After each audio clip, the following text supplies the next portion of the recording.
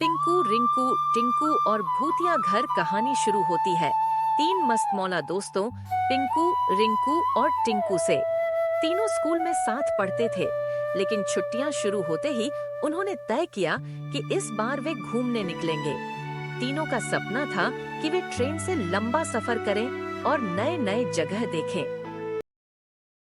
यात्रा की शुरुआत एक सुबह तीनों दोस्त अपने बैग लेकर स्टेशन पहुंच गए।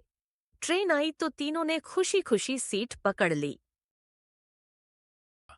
अरे यार, कितना मजा आ रहा है ना। हवा के झोंके, बाहर के नजारे, छुट्टियां मजेदार होंगी। हाँ, लेकिन मैं तो सोच रहा हूँ किसी पहाड़ी जगह चले। पहाड़ी जगह तो ठीक है, पर पहले कुछ खाने को मिल जाए। बहुत भूख लगी है। तीनों हंसने लगे, लेकिन सफर के बीच में ट्रेन एक सुनसान स्टेशन पर रुक गई। स्टेशन का नाम था नागपुर घाट स्टेशन। वहां न कोई भीड़, न कोई दुकान, बस टूटी फूटी बेंचें और एक पुराना लैंप जल रहा था। चलो नीचे उतरते हैं, कुछ खाने को ढूंढते हैं। पिंकू थोड़ा डर गया। यार, ये जगह कुछ अजीब लग रही है। यहाँ कोई नहीं है। अरे डरपोक मत बन। चलो जल्दी कुछ खा लें, नहीं तो ट्रेन निकल जाएगी। तीनों ट्रेन से उतर गए, लेकिन स्टेशन से बाहर निकले तो चारों तरफ सन्नाटा था। हवा अजीब आवाज कर रही थी और झाड़ियां हिल रही थी। थोड़ा आगे बढ़े तो उन्हें एक पुराना टूटा हुआ घर दिखाई दिया। शायद वहां कोई रहता होगा। चलो पूछते हैं। भूतिया घर का राज तीनों उस घर की ओर बढ़े। जैसे जैसे वे पास गए, हवा ठंडी और भारी होती जा रही थी। दरवाजा अपने आप चिर्र चिर्र की आवाज के साथ खुल गया। पिंकू कांपते हुए बोला, ये दरवाजा अपने आप कैसे खुल गया?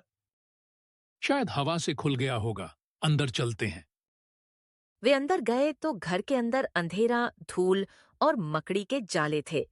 दीवारों पर पुराने चित्र लटके थे, जिनकी आंखें मानो उन्हें घूर रही थीं। अचानक टिंकू ने देखा, एक कमरे में टेबल पर थाली रखी थी जिसमें खाना रखा था। तीनों बहुत खुश हो गए। वाह, लगता है भगवान ने हमारी सुन ली, रिंकू ने कहा और थाली की तरफ बढ़ गया। जैसे ही उन्होंने खाना उठाया, अचानक कमरे में तेज हवा चली और बिजली कड़कने लगी। दरवाजा अपने आप बंद हो गया। थाली हवा में उठी और उड़ते हुए गिर गई। कमरे के बीचों बीच एक काली धुएं जैसी आकृति बनने लगी। धीरे धीरे वह भूत का रूप लेने लगी। लाल आंखें, लंबे बाल और डरावनी हंसी। कौन है तुम लोग? मेरी जगह पर खाने आए हो? यह मेरा इलाका है। जिसने भी यहाँ कदम रखा वो कभी जिंदा नहीं लौटा। तीनों दोस्त एक दूसरे को देखने लगे। डर उनके चेहरों पर साफ था। पिंकू बोला, हम बस भूखे थे, हमें माफ कर दो। अब बहुत देर हो चुकी है। भूत का अतीत। अचानक भूत की आवाज बदल गई। उसने कहा, मैं इस गांव का मालिक हुआ करती थी, लेकिन गांव वालों ने मुझे धोखा दिया और मेरी आत्मा को इसी घर में बांध दिया गया। तब से मैं इस घर से कोई भी जिंदा नहीं जाने देती। टिंकू धीरे से बोला, पर हम तुम्हारी मदद कर सकते हैं। भूत ने उसकी तरफ देखा। मदद? कैसी मदद? रिंकू ने जल्दी से सोचा और कहा, अगर हम तुम्हारी आत्मा को मुक्त कर दें, तो क्या तुम हमें जाने दोगी? भूत कुछ पल चुप रही, फिर बोली, ठीक है, अगर तुम वह पुराना ताबीज ढूंढ लाओ जो इस घर के नीचे छिपा है, तो मैं मुक्त हो जाऊंगी। खतरनाक खोज। तीनों दोस्त घर के नीचे बने तहखाने में गए। वहां अंधेरा था। चारों ओर चमगादड़ उड़ रहे थे। दीवार पर पुराने निशान बने थे। पिंकू ने टॉर्च निकाली।